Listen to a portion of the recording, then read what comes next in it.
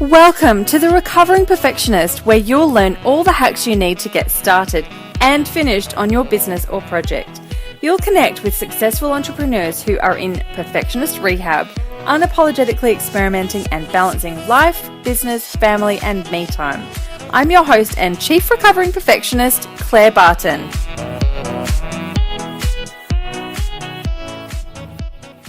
Hey everyone, it's Claire at The Recovering Perfectionist. Thanks for tuning into the show today. I have got Felicity O'Connor on the show today, and Felicity and I have been working together for a bit over a year. I've been helping her in her business. I started off doing some kind of VA work with her and then ops management, and now we do a lot more strategy and high level stuff, which is really cool. And so I know the back end of her business very well. I've helped her create a lot of it, and I've created a lot of all of those systems and strategies and all that sort of thing that I love. And I know obviously quite a bit about what she does, but I've never kind of seen it totally in action and talked about all of the in-depth stuff with her. So that's what I really wanted to get to the bottom of today. So as you'll hear in the episode, Felicity is a professional artist. She's an art therapist. She is a creativity coach, and she's a registered psychologist, and she works in her own psychology practice for several days a week as well. So she's absolutely amazing. She's a wealth of knowledge. She really, really gets stuff, and something that she talks about a lot in her one-on-one and in her social media and in her content and in her podcast, which is called This Creative Life, if you want to check her out there as well, is around limiting beliefs and what is holding us back creatively from getting things done that we want to in our creative lives and all of that sort of thing. So I really wanted to explore a bit more about what that meant to her and what sort of processes she takes her clients through. So that's what we really sort of talk about. And interestingly, she's got a beautiful take on perfectionism and what that actually means and what it all boils down to. So have a listen, and I'd love to know what you think. Hi everyone, it's Claire from The Recovering Perfectionist, and I'm here with Felicity O'Connor, who is absolutely amazing at 5,000 things, and a couple of those things is that she is a creativity coach, an art therapist, a professional artist, and a practicing psychologist. So they're just a couple of the amazing things. She's also one of my favourite and longest term clients. We've been working together for a little while. So thanks so much for coming on the show, Felicity. Thank you. It's so funny, isn't it? Like doing it this way round. We're usually just like scrambling to ask you, can you help me fix this? Can you help me do that, Claire? And here we are, and you seem in charge today. I like it. Yeah, it's a nice little change of the dynamics. It's very cool. And look, we've obviously been working together for a bit over a year now, and I help you with a lot of the strategy and sort of back end things of your business, which is super cool. So I know a lot about how your business works and how your business runs and all of the logistics and the ins and outs and the operations and all of that sort of thing. But I'm super excited today to talk to you a bit more in a lot more detail actually about what some of the things are that you actually do with your clients and with your tribe and the people who absolutely love the pants off you as well. So I know, there's so many parts to what you do in terms of being a professional artist and having your amazing art gallery in Sydney, and also being part of lots of art exhibits and exhibitions. You tour around a lot, you hold workshops, you do some speaking, you hold a beautiful online course that you're about to launch the 4th round of. In fact, by the time this goes to air, you'll be in the middle of the 4th round. And you also work a day job as a practicing psychologist. So I'll hand over to you to tell us a little bit more articulately what it is that you do and who you are and all of your businesses and that sort of thing, and then we'll get started. Well, thanks, Claire. It's interesting to sort of hear that all fed back to me, because I think, no wonder I feel a bit busy when I hear that I'm actually doing it. Yeah, that makes sense. Just to clarify, nobody actually loves the pants literally off me, except maybe my husband. But just want to clarify that right now. Okay. I am a professional, I promise. Well, we were just laughing before we came to air, weren't we? Because I didn't realise that Claire was going to be running the cameras. So I feel extraordinarily unprofessional in some ways. So I've literally just stepped out of my studio where I was painting for a few hours this morning and jumped on a call. So professional probably isn't exactly how I'm going to look, but here we are. It's called raw, real authenticity. It's totally cool. It's definitely a thing. And I'm totally into that. And in actual fact, you know, one of the things that I'm often talking to artists about is how to become that authentic self and how to get over the fear of doing that. And as you certainly are the expert in the old perfectionist stuff, we know how much that can trip us up to actually being our authentic selves. I think that's really true. So I would be dealing with that really commonly in a lot of artists that I'm doing coaching work with, as you know, and many of them that have heard of and been part of The Artist's Way, which, just to clarify what that is, The Artist's Way is a wonderful book that was a gift to us as creative people, if you like, from a woman called Julia Cameron, who wrote that book close on 20 years ago. And so a lot of people that are sort of in creative fields know of that book, or it's one of those things they have and it sits on their shelf and they never got back to it or around to it or finished it or whatever. So it's really interesting to cross over what you're doing and what I'm doing, and particularly around that perfectionist stuff, Claire. And so I do a fair bit of work on that. I do a fair bit of work with people on the things like limiting beliefs, and I do a lot of work on fear, because if we distill all that stuff down, you know, procrastination, perfectionism, self-doubt, lack of confidence, self-sabotage, if we distill all that shit down, what you will find, if you filtered it, is at the bottom fear. And I'm sure that that's one of those common known, or perhaps not quite known, but sort of sensed issues that a lot of your audience will have, because we all do, and it's how we tackle that stuff that really matters. It's how we go on interpreting experiences in our life that actually matters. It's our interpretation of what happens to us that is the key. You know, you're like me, you're kind of a glass half full sort of a person, but nevertheless, when things don't go well for us, you know, we have patterns and habits of thinking, and if some of those aren't fantastic habits and patterns, it can be a short moment between interpreting an experience in a positive way or starting to interpret it as a negative way, like I was rejected, or I wasn't wanted, or they didn't like me. And so that's the stuff I am absolutely passionate about in terms of human behaviour. I mean, I'm fascinated in human behaviour, as you know, and I've been a therapist for over 20 years. So I'm really interested in how that works for people. I'm really interested in the process of healing that in people, because fear is going to be the roadblock, isn't it? Fear and limiting beliefs are the roadblocks to progress. And whether that's progress in your creativity, progress in your business, progress in your relationship, progress in your finances, progress in your health, whatever the topic there, you know, if fear and limiting beliefs are the roadblock, we're really not going to get very far. And if we don't make progress, we won't be happy. Progress is the thing that actually makes us happy. That's interesting you say that. I came across a quote a little while ago when I was creating slides for a webinar on business review of all things, and it said something along the lines of contentment or satisfaction isn't found in the end product, it's found in the journey or the process or something like that. And I was a bit like, really? Like, I feel really happy when I can tick a box and I've done something or I've achieved a goal or something like that. But I guess on reflection, every time that happens, you put a new goal in place and you start another process, because that's kind of, I guess it's true, like that's part of the process, and like how you feel about the end product is always going to be impacted by what the process has been like, whether it's been good or bad. So is that sort of the sort of thing that you're saying as well, that the process has to be? Yeah, I suppose process. Yeah, I mean, I would say process. If the process gives you a feeling of progress, then you're going to feel good about it. If you see there's progress, losing weight, if you can actually measure that progress, even though you may not have achieved the outcome, but you feel you're making progress, you will actually have an enormous amount of satisfaction. And motivation to keep doing the same sort of thing. You'll have motivation, you'll feel more confident, you'll feel happier. Absolutely. So progress is really, really important. The flip side of progress is I would say something like being stuck. Mm. If you're not making progress, then you're feeling stuck. Mm-hmm.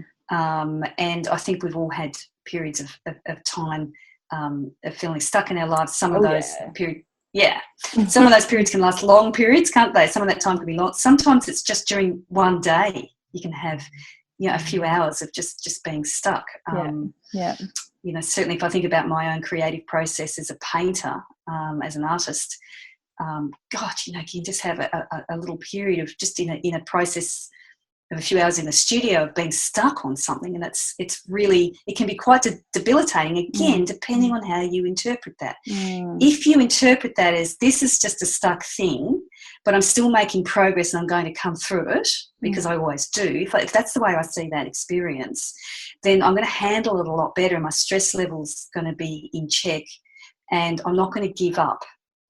If, however, I interpreted that story, that experience of being stuck, as I'm hopeless, I can't make this, I'm not good enough, then if that's the way I interpret being stuck in that moment, then clearly I'm much more likely to give up. And so I have two questions around that. Number one is what's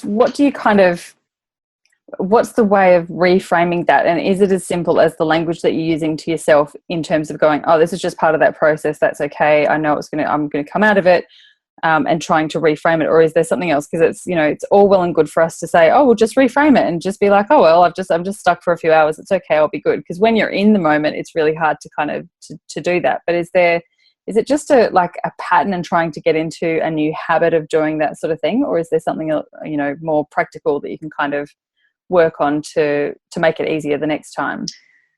Yeah, it's a really great question, because we probably all can recognise some familiarity with that experience, but then we don't all know exactly what to do, or we don't do what we do know, which is actually more commonly the case. We often know what to do, we know how to get fit, we know how to lose weight, but we don't do it, right? So it's not that we always don't know what to do. However, in this case, it can be a bit confusing to know what to do in the moment.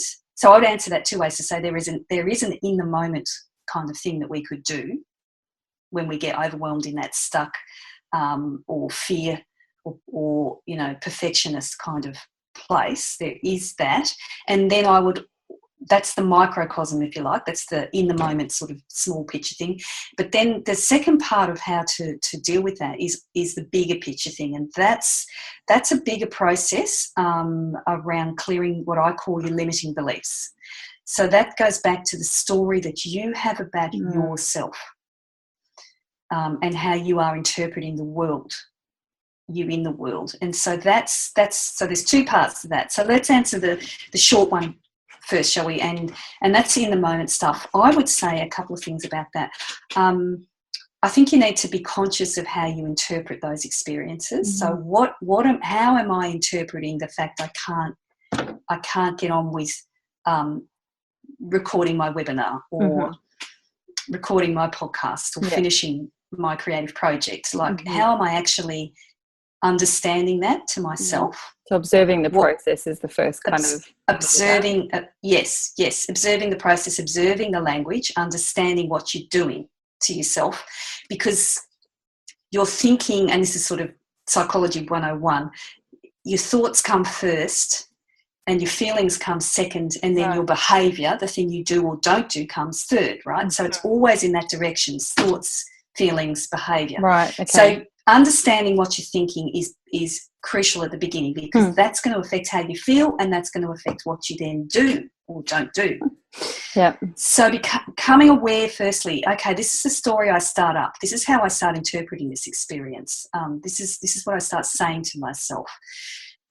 That's the first part in the immediate moment. The second thing I would say is about reconditioning your responses. So you want to actually break the habit of whatever that is, because let's assume it's a negative thing going on, right? So we want to actually break the conditioning that when I get a rejection, let's say, I have a couple of choices. I can go back to the story I'm familiar with and how I interpret the world as nobody loves me, I'm not good enough, etc., etc. Or I can try and break the pattern. So I receive rejection. Now I want to do something different. And one of the great ways to break a pattern like that, or a conditioned response, is to do something quite vigorous and physical. So actually move yourself out of your sort of head, where all this thought stuff is beginning, and actually get up and do something really physical. So it might just be a short burst of 10 minutes of something, something as vigorous as, say, a skipping rope, a trampoline, dancing. If you can go out for a jog, if you've got a cycle, a bike, stationary bike at home, an exercise bike, you can go crazy on it. Do something crazy for 10 minutes that's very physical. Put music on if you need to, jiggle around, move the energy, move the space, change your state.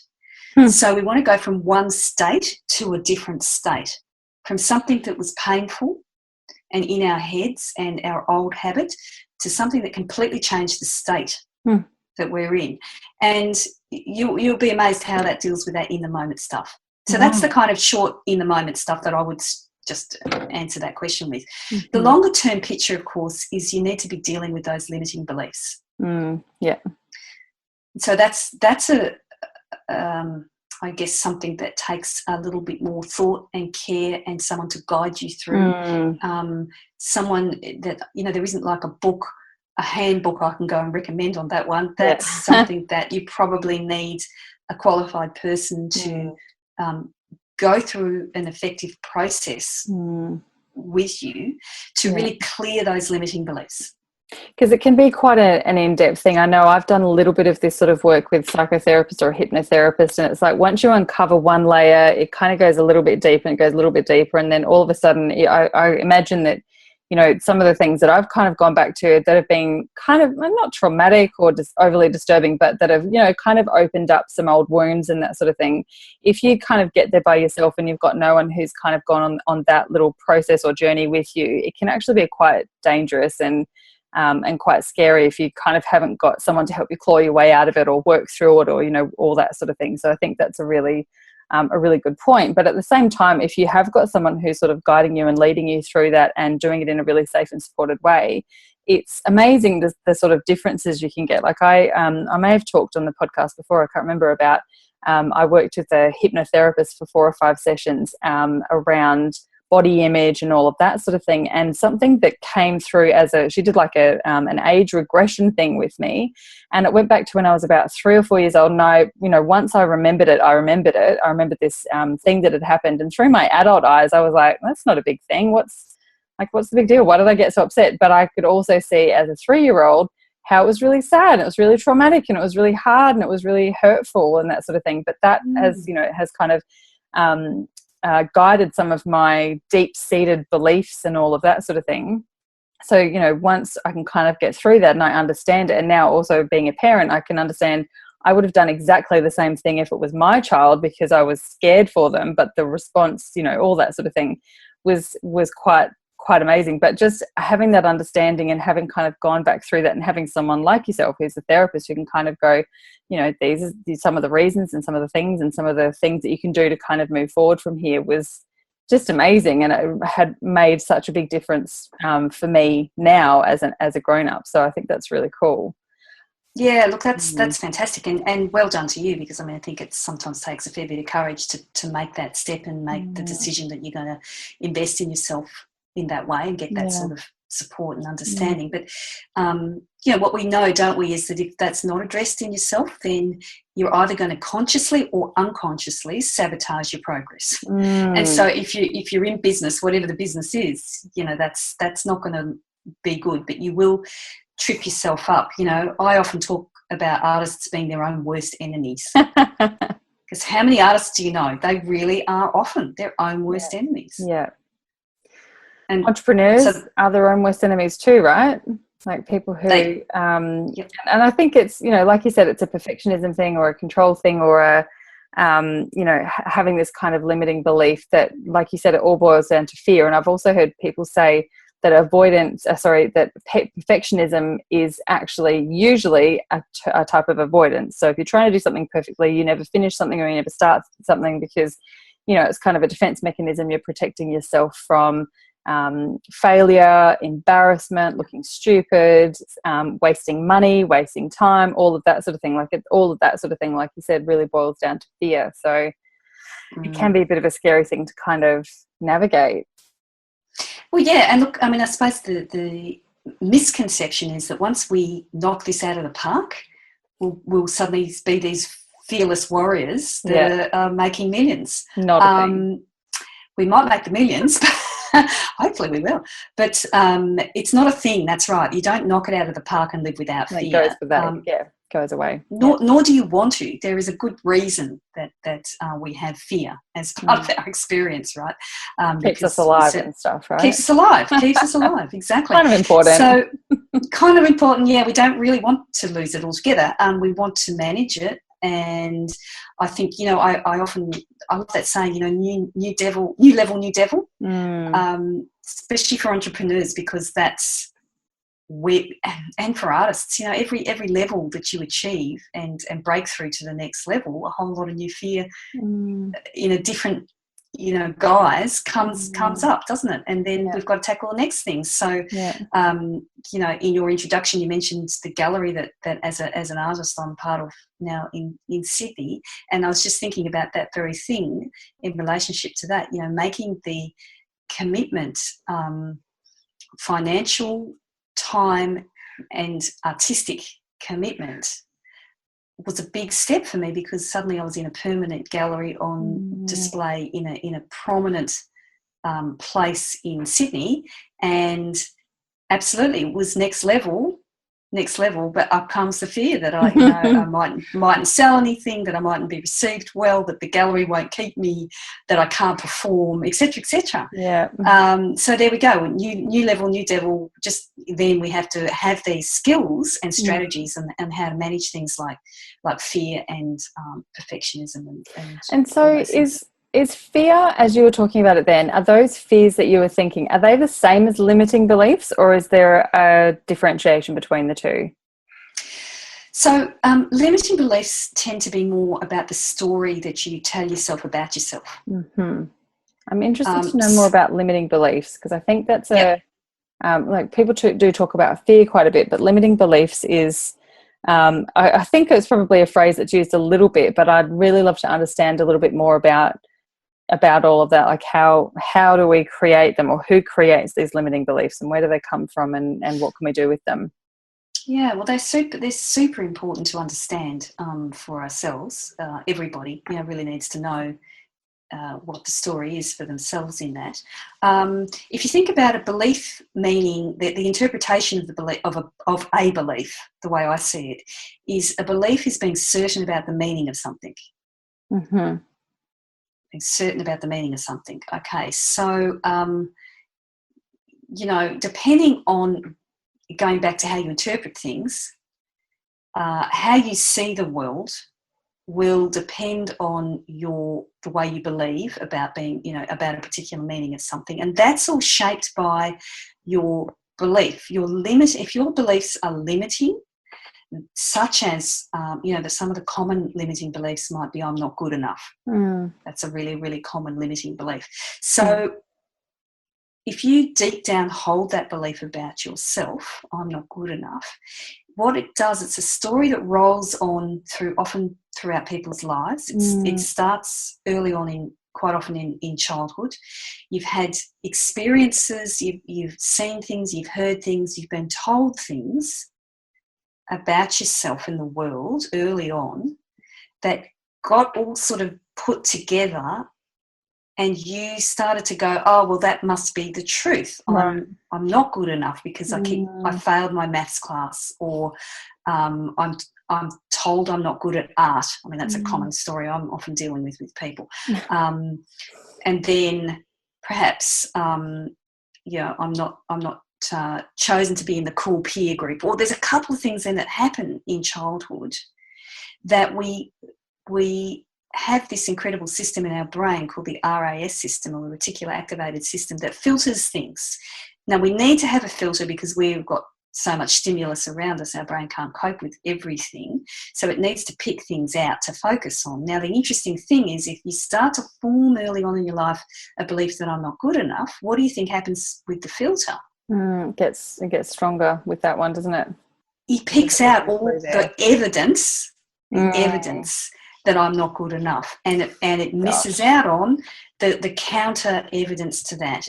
Now, for some unfortunate people where they needed someone like an adult in childhood to step in and actually address that story and change the story by saying, you know what, you didn't get first prize in art, but my God, you do so many good drawings. You know, these are really fantastic. Let's wrap them up and give them to people as Christmas presents. So I don't know, you know, like if there was an adult that corrected that story, we'd probably be fine. Often there isn't someone that's done that just at the right time, because, you know, parents aren't perfect and the adults around us are not always perfect, right?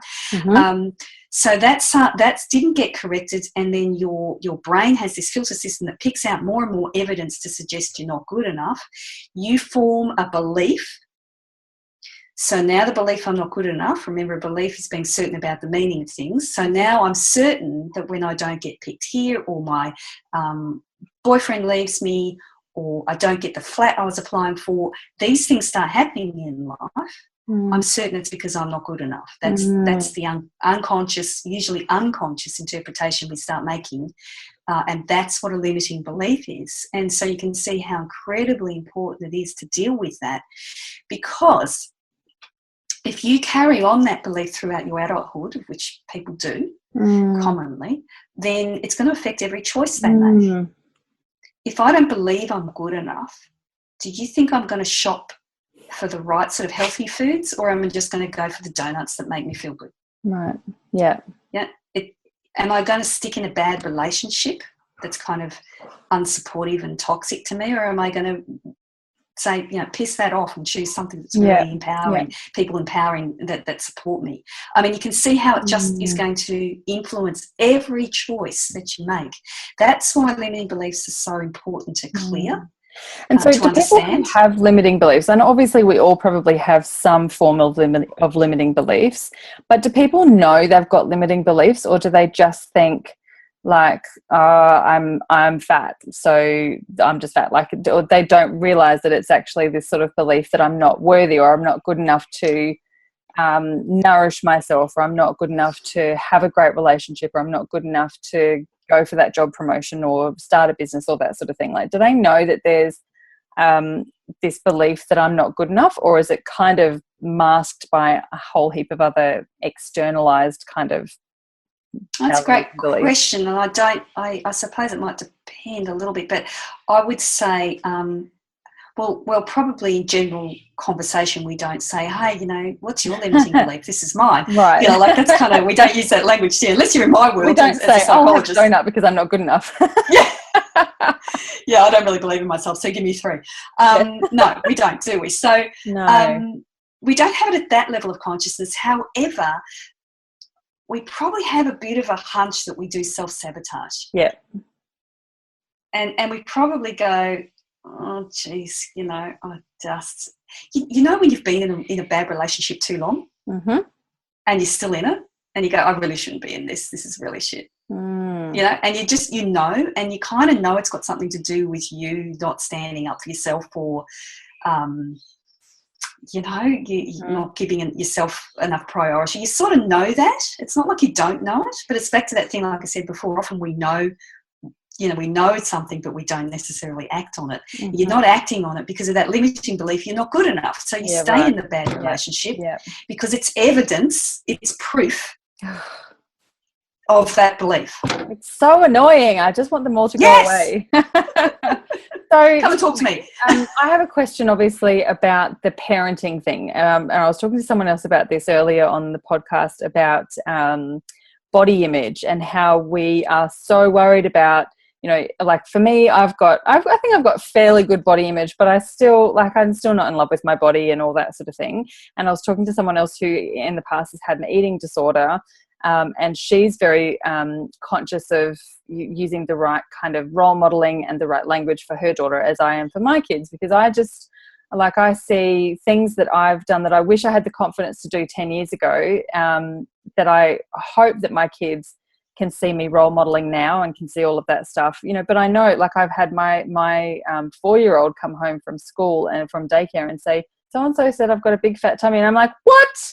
We are not doing this. You're only 4 years old and you're not getting a complex. But, you know, there's obviously all going to be all of these sort of external things.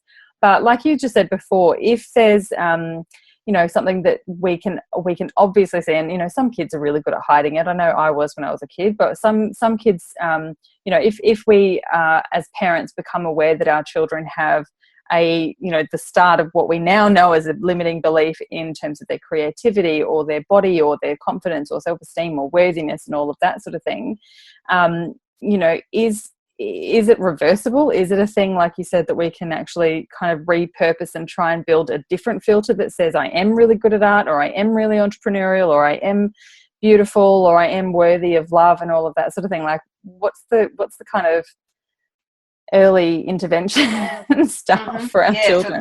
For our children, yeah. What a great question. What a fantastic question, Claire. Yeah, it's so important, isn't it? We're not going to change the fact we have this filter. That's organic. That's the brain. What I would say to that, I suppose, is that what we want to instill in our children is less about their achievements and more about their value.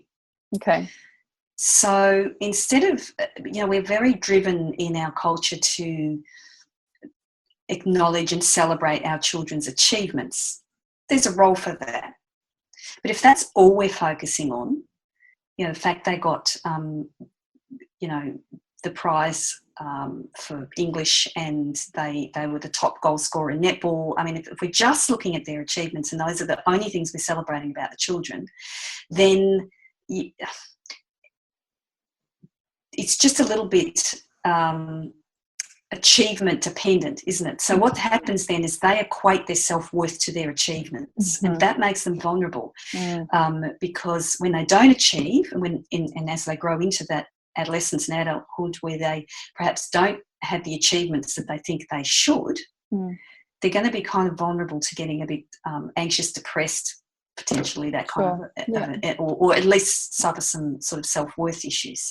So I would say one of the things to parents is that to make sure that you're also acknowledging the value of the children. So what I'm talking about is things like their generosity to others, their kindness, their thoughtfulness.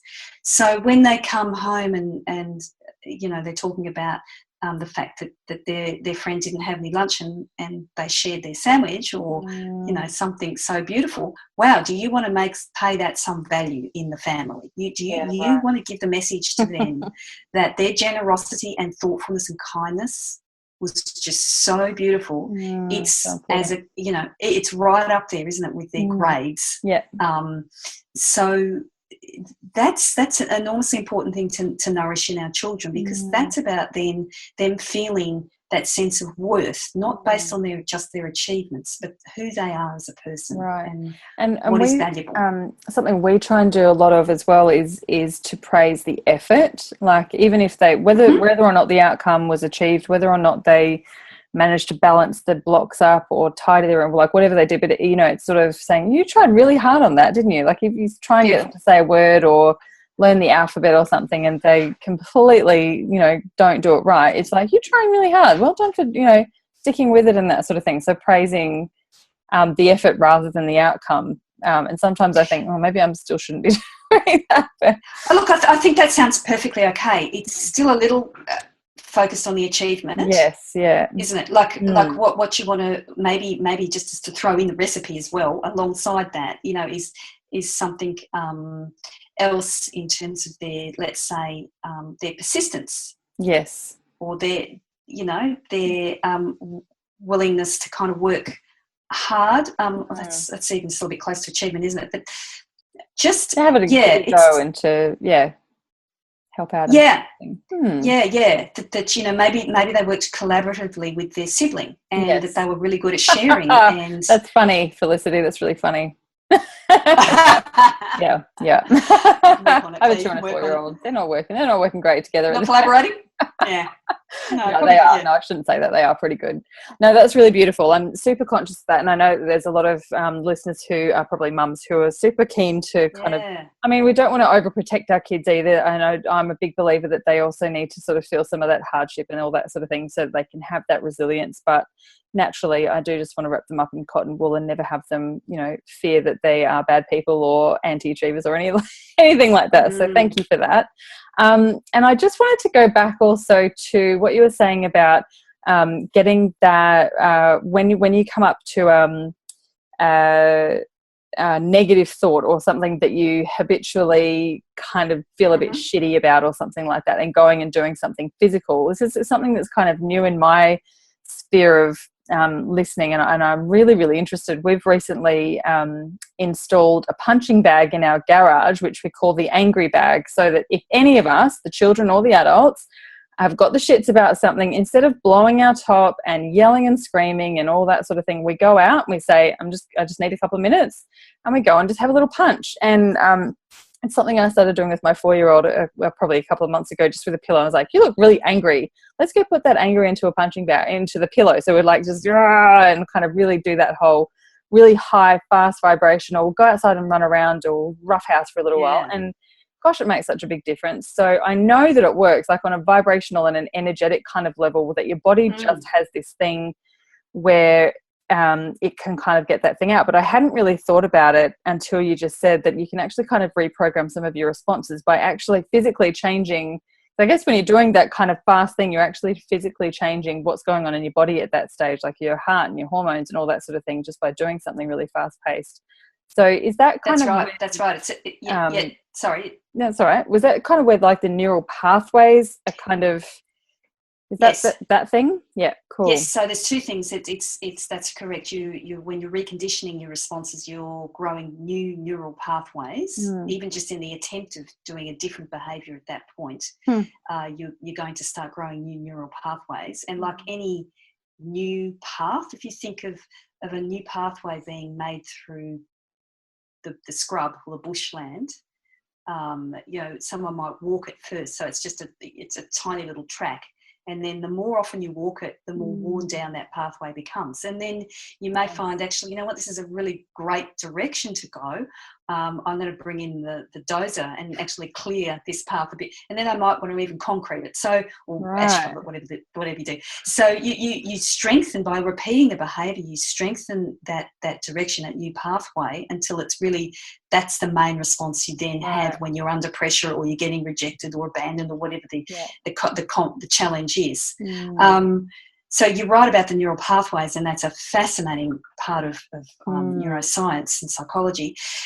You're also in the moment. You're also changing the neurochemical balance. You're quite right, in your body. You're changing up all sorts of things neurochemically, which is why I'm talking about changing state from one state to a different state. You're actually doing something neurochemically which is beneficial to kind of anchoring the change and making sure that if you keep breaking something at the same point, it'll break. And that's what that physical shift is in the moment, that you're breaking the pattern, not allowing yourself to go down the old pathway.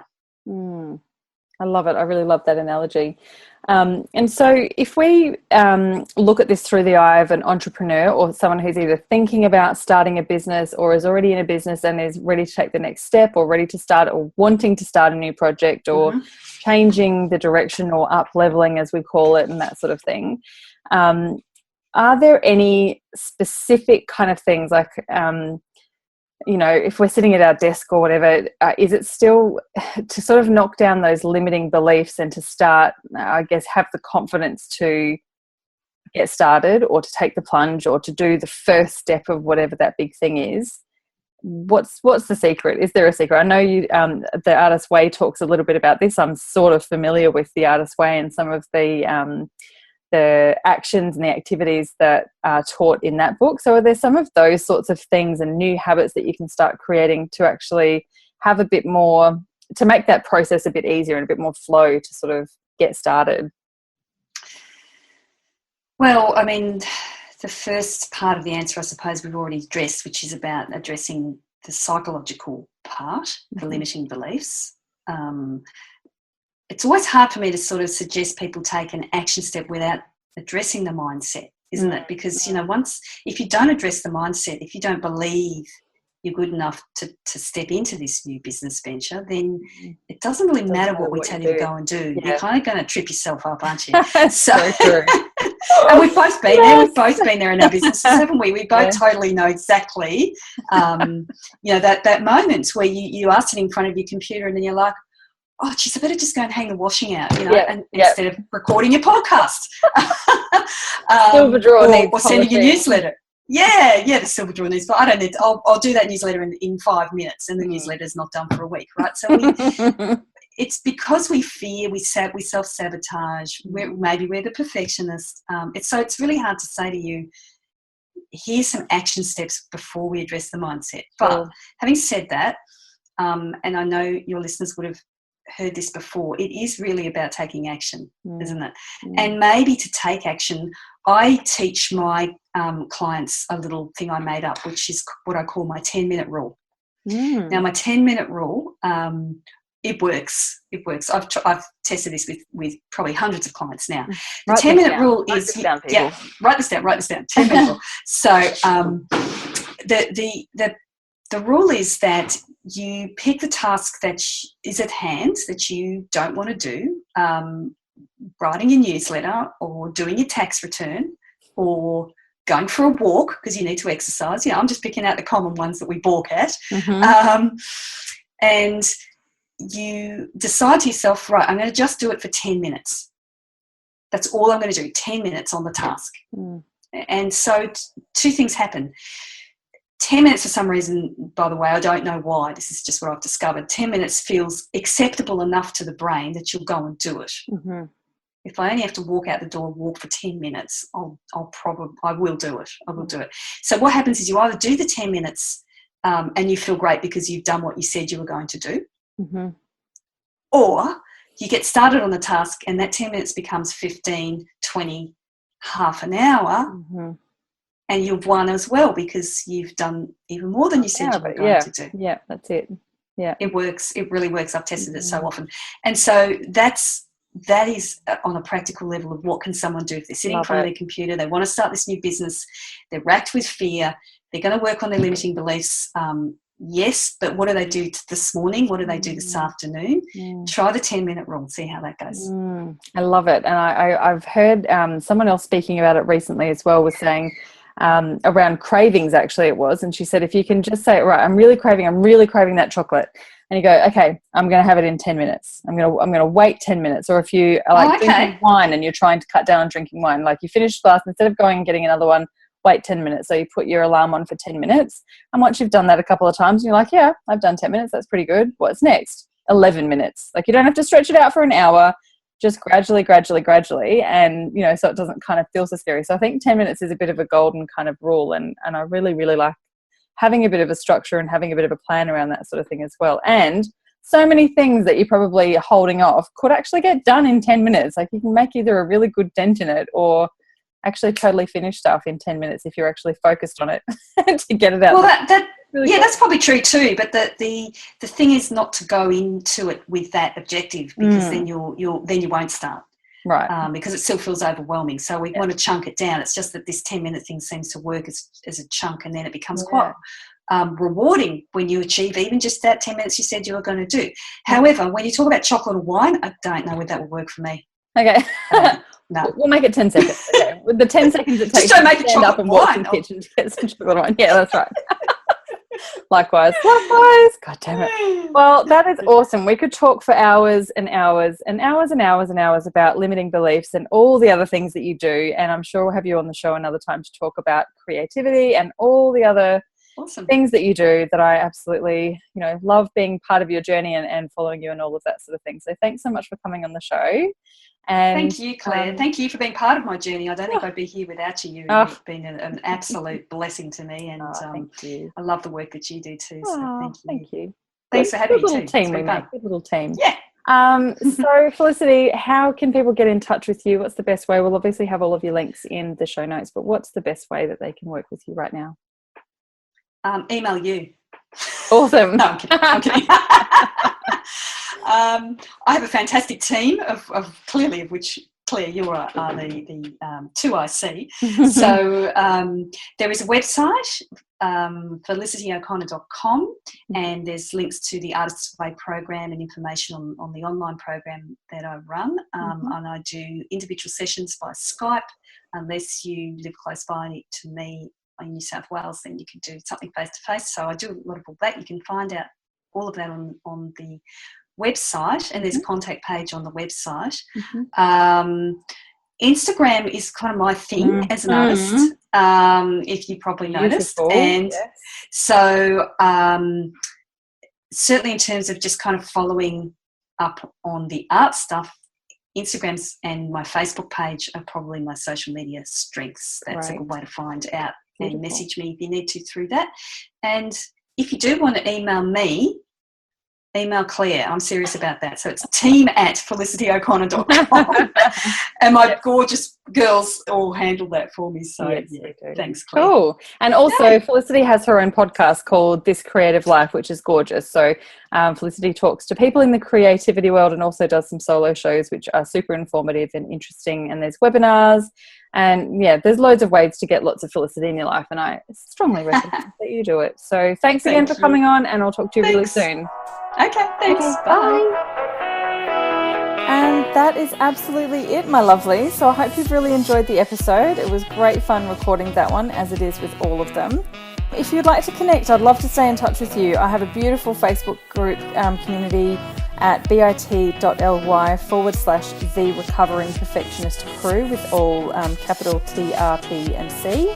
I have a massive goal this year to get 50,000 downloads on my podcast, and I've got a YouTube show as well. So I'd love for you to help me out if you can by either subscribing to the podcast on iTunes. So if you want to go over and do that now, that would be awesome.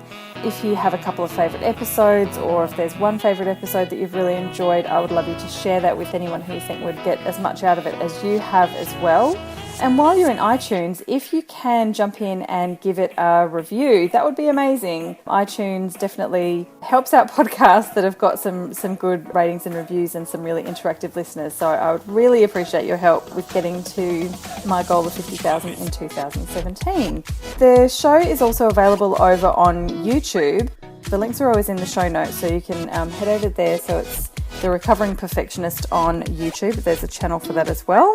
So jump in and leave your comments. You can watch all of the episodes in video. So if you want to see what we look like and our crazy hand gestures and facial expressions and all of that sort of thing, absolutely jump in. You can subscribe to the YouTube channel show as well, and then you'll be kept up to date when there's some new episodes that come in there. So love your support. And if you want to shoot me an email, it's hello@clairebarton.com.au. Always happy to receive your emails and open up a conversation. All right, big love. I'll chat with you soon. Bye.